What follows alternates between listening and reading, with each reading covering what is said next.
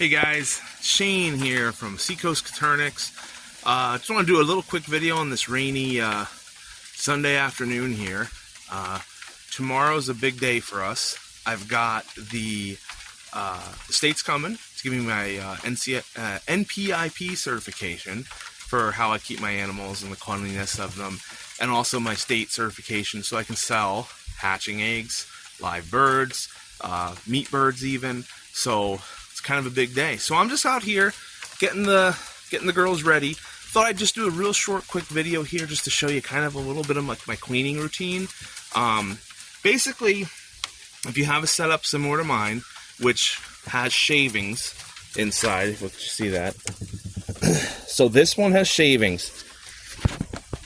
I would say that might be one design flaw when I built this hutch. The bottom part here, which is my grow out, you can see the first half of it is all grading on this side, and then they have this section here where they can go in and get away from the elements. Having shavings is awesome because the birds, I think, do like it more. They are ground birds, quail by nature, so it lets them kind of just feel a little more secure. You'll see them like fluffing up the shavings and all that. They enjoy being on the ground, but it does make cleaning a little more difficult. So these are some of the tools I use to clean if you have this type of setup. This would also work if you decide to keep your quail in like a, you know, like a rabbit hutch or something like that that maybe doesn't have the grading where their manure drops through. But basically, a couple tools I keep. I kind of have my little tool area here. I keep my this brush here that I can like brush everything off. I got a little cat scooper here. Little rag that I keep to kind of just wipe stuff down. But the most important thing that I use is this guy right here. All right, this is just like a wall scraper for mudding and stuff like that. This here allows me to kind of like get in and I can scrape away anything that the birds need me to scrape away. Okay. I also keep this little scooper here so that I can go ahead and scoop out the litter. And then, a little trick here I'm going to tell you guys. I use lawn and leaf bags to dispose of the stuff. So lawn and leaf bags are compostable. They're going to go to your dump's compost area anyway. And what I'm throwing in there is basically compost. It is pine shavings, manure from the quail. It's just going to help the compost pile at the dump.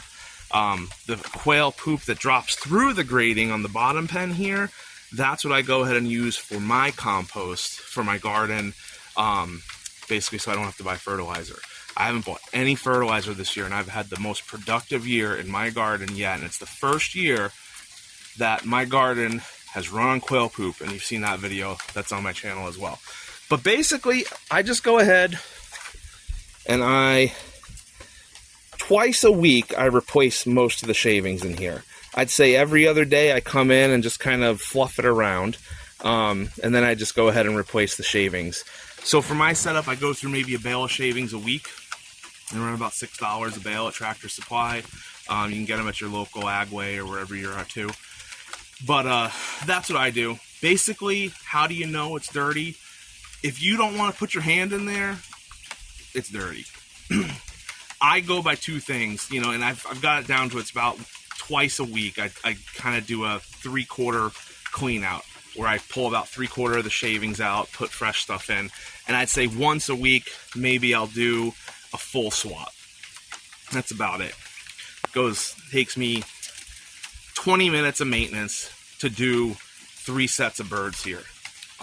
It's not that hard, and if you have a great system built in where the poop just drops through, you're literally just pulling those pans out or you know, whatever trays you have that are catching it, and that's all you're getting rid of. So that makes it even easier if you were going to do something like that. But that's it. You go ahead and you take your lawn and leaf bag that's full with the shavings out to the curb. They come and collect them, and that's your disposal. So it's a pretty easy setup. It doesn't take a lot of time. I said, again, just if you don't want to put your hand in there, it needs to be clean. I also go by smell. Quail manure does have a pretty strong ammonia smell, So as soon as I come back here for my daily feedings and waterings, I just take a whiff. I put my head in there. I kind of get a whiff of it. If I don't want to keep my head in there too long, if I feel like if I'm smelling ammonia, which you will notice with these things, they need to be changed. So keeping your birds clean is huge. They're going to be healthier. They're not going to come down with diseases. They're not going to come down with foot problems that they can get from standing in their own manure. It also, if they're more comfortable, they're going to lay you better eggs. They're going to lay you bigger eggs. They're not going to fight as much.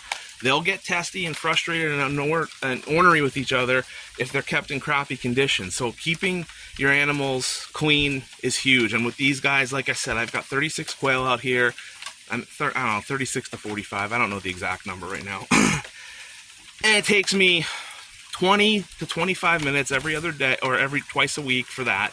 And, you know, maybe like 10 minutes of maintenance to just give them fresh food and water a day, collect their eggs. That's it. These are an easy bird to keep, like I keep saying. If you want to get into backyard homesteading, you don't have a lot of space, you know, want to get more into self-sufficiency in certain ways, again, I can't say enough about the Coturnix quail. Thanks for watching. Hope you enjoy the rest of your day. Have a great weekend. Bye.